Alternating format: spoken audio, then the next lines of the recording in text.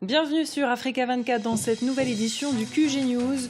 Au sommaire, au lendemain du 56e anniversaire de l'indépendance de la Centrafrique, la candidate à la présidentielle de 2015, Marie-Reine Hassen, dévoile les réformes à mettre en place pour un retour de la stabilité en Centrafrique. L'agriculture, priorité du nouveau partenariat pour le développement de l'Afrique. Le responsable des partenariats au sein du NEPAD revient sur le fonctionnement de cette organisation et les mécanismes de financement. La photo pour sensibiliser à l'épidémie d'Ebola. À Conakry, en Guinée, une cinquantaine de photographes exposent leur image pour une meilleure mobilisation. L'émotion était au rendez-vous ce matin au Burkina Faso.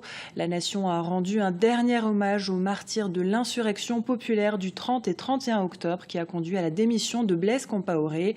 Le soulèvement populaire a fait 24 morts et 625 blessés selon les chiffres officiels. Une cérémonie officielle a eu lieu en présence du président de la transition Michel Kafando, du Premier ministre Isaac Zida, des membres du gouvernement, des leaders politiques et de la société civile. Notre correspondant au Burkina Faso, Wendiam Valentin Compaoré, était sur place. Écoutez. Ce mardi matin 2 décembre 2014, le Burkina Faso enterre officiellement ses morts. Il s'agit de 24 personnes tombées lors de l'insurrection populaire le 30 et 31 octobre 2014 suite à la volonté du président Blaise Compaoré de modifier la constitution pour une 5e candidature. Mais il faut noter que ce sont 6 personnes qui seront ensevelies ce jour, d'autres ayant déjà été enterrées. Il faut également retenir que le gouvernement a décidé de les élever au rang de martyrs de la Révolution. Ainsi, le mémorial des héros nationaux sera le panthéon des martyrs de cette révolution. Retour sur le 56e anniversaire de l'indépendance de la Centrafrique. C'était ce lundi 1er décembre. En raison de la situation difficile dans le pays, la présidente de la transition, Catherine Samba-Panza, n'a pas souhaité organiser de cérémonie fastueuse. Sally Ganem. La République centrafricaine a célébré ce lundi 1er décembre les 56 ans de son accession à l'indépendance. Les festivités ont lieu à Bangui, la capitale où la joie et la ferveur n'étaient pas au rendez-vous. Et pour cause, le pays reste secoué par une crise sociopolitique profonde qui a déjà fait 5000 morts. Depuis son indépendance, la République centrafricaine a été à plusieurs reprises le théâtre de nombreux conflits plus ou moins violents qui plombent son développement. Pour Marie-Reine Hassen, candidate à la présidentielle de 2015, le bilan est donc sans appel. L'indépendance en République centrafricaine, on ne peut que faire un constat d'échec total et de désastre en République centrafricaine. Tout est non seulement au point mort, mais tout a régressé.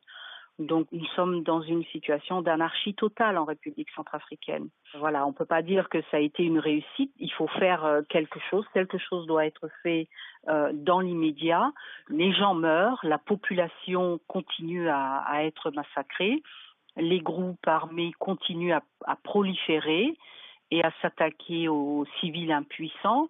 Les populations sont déplacées, il y a de nombreux déplacés internes et externes qui vivent tous dans des conditions absolument épouvantables. Pour la présidente de transition Catherine Samba-Panza, la priorité est la sécurisation du pays pour une organisation sereine des scrutins. Une tâche d'autant plus ardue que des groupes armés continuent de sévir sans être inquiétés. En Centrafrique, c'est l'impunité totale qui nous a également conduit dans cette situation. Donc, il faut des réformes profondes dans tous les domaines, c'est-à-dire la justice, c'est-à-dire la sécurité de manière globale, l'armée nationale, la gendarmerie, la police. Il faut une réforme profonde de tout cela. Il faut remettre notre armée sur pied. Parce que dans l'armée nationale, nous avons des officiers qui ont été réellement bien formés. Beaucoup de réformes restent à faire pour amener le pays vers la paix. Pour mettre fin à l'impunité, des experts des Nations Unies ont demandé au Conseil de sécurité des mesures de sanctions contre une dizaine de personnalités, dont l'ancien président Michel Djotodia. Au moins 36 victimes, c'est le bilan de l'attaque perpétrée la nuit dernière dans une carrière près de Mandera au Kenya. L'assaut visait les ouvriers d'une mine située à Koromey. Il a été revendiqué par les Chebabs somaliens affiliés à Al-Qaïda. Après cette attaque, le président kenyan Uhuru Kenyatta a limogé son ministre de l'Intérieur. Écoutez l'analyse faite par notre éditorialiste Alfred Chango sur la difficulté des États à lutter contre le terrorisme. Et tous ces mouvements extrémistes, terroristes qui ensanglante l'Afrique, et en particulier la Corne de l'Afrique. L'éradication est une urgence, est une nécessité. Mais simplement, comme c'est une guerre asymétrique, que les États n'utilisent pas les mêmes moyens que ces groupes-là, c'est très compliqué justement de les combattre. C'est-à-dire de savoir quand ils vont frapper, où ils vont frapper, comment ils vont frapper. Et comme eux, ils cherchent la terreur, à frapper les esprits des imaginations par la terreur, les combattre, soit les États adoptent les mêmes moyens ou mettent en place des forces spéciales qui vont les traquer là où ces forces se cachent. Je pense qu'il faut d'abord régler les questions économiques et les questions sociales en amont et habiliser les États fragiles comme la Somalie pour justement enlever aux jeunes qui sont tentés par ces mouvements l'envie d'aller les rejoindre. En Égypte, le procureur général va faire appel de l'abandon de l'accusation de complicité de meurtre qui pesait contre l'ex-président Hosni Moubarak. Il était jugé pour son rôle dans la répression des manifestations de 2011. 846 personnes avaient perdu la vie. Hosni Moubarak avait été acquitté samedi. Après le verdict, 1 millier de manifestants s'étaient rassemblés près de la place Tahrir pour dénoncer la décision du tribunal. Le NEPAD, le nouveau partenariat pour le développement de l'Afrique, mise sur l'agriculture et le développement des infrastructures. L'objectif est de mettre le continent sur la voie du développement durable. Le responsable des partenariats au sein du NEPAD revient sur le fonctionnement de cette organisation et les mécanismes de financement. Birama Saounera. L'agriculture constitue un levier important pour le nouveau partenariat pour le développement de l'Afrique, NEPAD. Objectif, éradiquer la pauvreté et créer des emplois sur le continent. Pour mener à bien cette mission, les dirigeants de cette institution panafricaine invitent les pays à s'investir davantage dans le secteur agricole. Nous encourageons les pays à investir plus en matière d'agriculture. Cela est d'ailleurs ressorti de la conférence que nous avons eue sur le genre et l'agriculture, où de plus en plus de femmes sont impliquées dans l'agriculture et dans l'agrobusiness.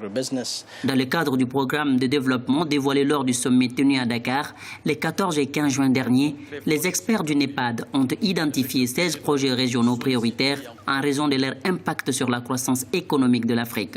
Parmi les 16 projets retenus figure en bonne place le développement des infrastructures. L'objectif étant d'améliorer la compétitivité et faciliter l'intégration économique du continent. Ce sont les pays qui prennent la paternité des projets. Pour notre programme d'infrastructure, un projet de route par exemple peut intéresser 2 pays frontaliers. Dans ce cas, ils s'organisent en demandant au NEPAD de le coordonner. Pour le financement des infrastructures en Afrique, certains observateurs appellent à un partenariat entre les différents États membres du nouveau partenariat pour le développement de l'Afrique. Lors du dernier sommet du NEPAD tenu à Dakar, il est ressorti que l'organisation continentale a besoin de 93 milliards de dollars par an pendant une décennie afin de financer les projets d'infrastructures régionaux.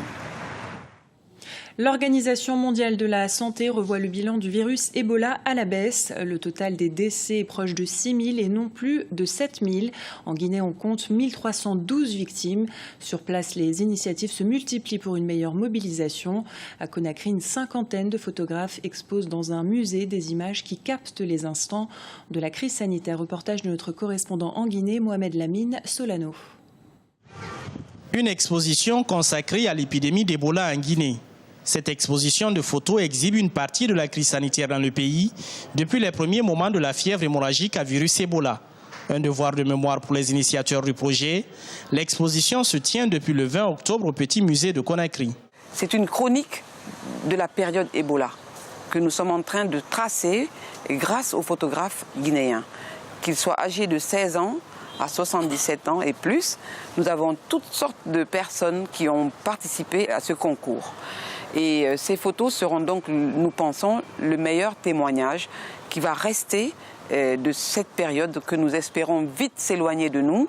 Mais pour que plus jamais ça ne revienne, il faut peut-être que la photo aussi capte cet instant pour que nous puissions nous rappeler à jamais comment a été cette période. L'exposition met en exergue la participation des professionnels de photos dans la riposte à Ebola.